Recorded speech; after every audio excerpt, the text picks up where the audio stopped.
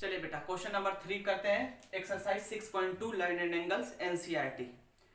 देखिए बेटा इस क्वेश्चन में हमें ये दे रखा है कि in figure if A B parallel to C D, E F perpendicular to C D and angle G E D 126 degree, find angle A G E, angle G E F and angle F G E. हमें इस question में दे रखा है बेटा कि ए B parallel है सी D के और ई एफ जो है वो परपेंडिकुलर है सी डी के, और इसमें एंगल दे रखा है जी ई डी 126 डिग्री, यानी ये जो पूरा एंगल है वो हमें दे रखा है 126 डिग्री, जिसमें से ये अकेला इतना 90 डिग्री है। तब हमसे क्या क्या पूछा है? पूछा है angle A G E, A G ई यानी हमें ये वाला एंगल पूछा है। दूसरा जी E F, G E F यानी हमसे ये वाला एंगल पूछा है। और तीसरा पूछा है एफ जी ई, यानी ये वाला भी एंगल हमसे पूछा है।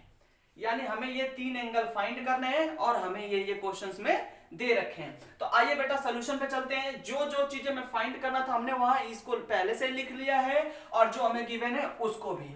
अब हम लोग फिगर को ध्यान से देखेंगे और आराम से एक एक चीज का आंसर निकालेंगे। तो देख रहे हैं बेटा कि एंगल जी ई डी कितना दे रखा है? Angle G E D 126 degree. अब इसमें से बेटा जी ई डी को मैं क्या लिख सकता हूं? लिख सकता हूं angle G E F plus F E D, यानी ये वाला और ये वाला, यानी ये वाला एंगल और ये वाला एंगल, इन दोनों को प्लस करने पर तो 126 आ रहा है। तो हम यहां पर लिखेंगे कि इसके जगह पर मैं क्या लिख सकता हूं? Angle G E F plus angle F E D is equals 126 degree, क्योंकि इन दोनों को प्लस करने पर ये आ रहा है।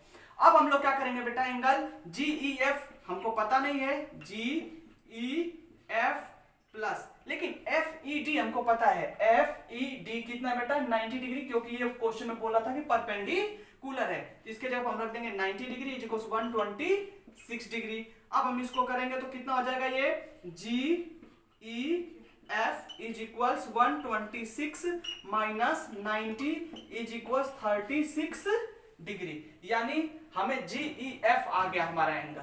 जी ई एफ हमारा कितना आ गया? 36 डिग्री।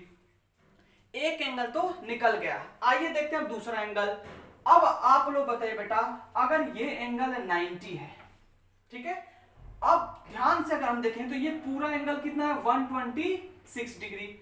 और इधर से जीई लाइन जो है वो ए बी को क्या कर रही है?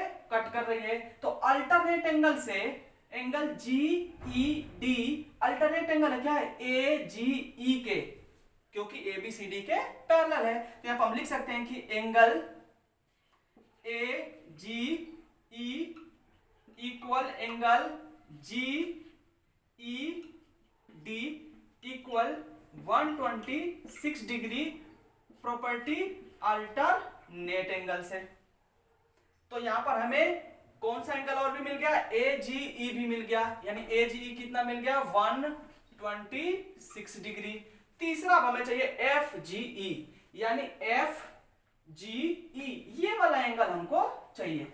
आप लोग बताओ बेटा, अगर मैं ए बी सी डी के पैरेलल है, अब मैं इसका फिर से एक डायग्राम बना के दिखाता हूं। मैंने इसका रफ डायग्राम एक बनाया, ये लिया ए बी और ये ले लिया हमने सी डी, जिसमें हम देख रहे हैं कि ये जो ये लाइन है, ये कौन सी लाइन है? ये हमारी है जी और ये हमारी है ई, जिसमें हमें ये दे रखा है बेटा, पूरा कितना दे रखा है? 126 डिग्री। तो आप लोग बताओ बेटा ये एंगल कितना होगा? हम देख रहे हैं कि ए बी सी डी के पैरेलल है और ये लाइन इसको इंटरसेक्ट कर रही है, तो ये ट्रांसवर्स एंगल से इन दोनों का सम कितना होता है? 180 डिग्री। तो वही तो हुआ, ये 126 और ये वाला एंगल ले लेंगे तो इन दोनों का सम 180 डिग्री होगा ट्रांसवर्स एंगल से। तो angle G E D G E D plus angle E G F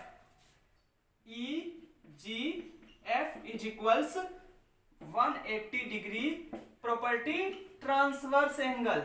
अब बेटा हम लोग क्या करेंगे, हमें जी ई डी की वैल्यू पता है 126 डिग्री, तो इसके जगह रख देंगे 126 प्लस हमको ये पता नहीं है ई G F is equals 180 degree.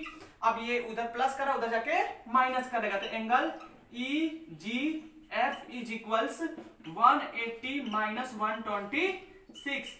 अब इसको अगर हम माइनस करेंगे तो देखिए 10 में से 6 गया 4 और 17 में से 6 गया, सॉरी 12 गया 5, 54 डिग्री आ जाएगा। ये हमारा आंसर हो जाएगा। तो आई होप ये क्वेश्चन समझ में आ गया। एक बार ध्यान से देख लीजिएगा और इसको नोट कर लीजिएगा।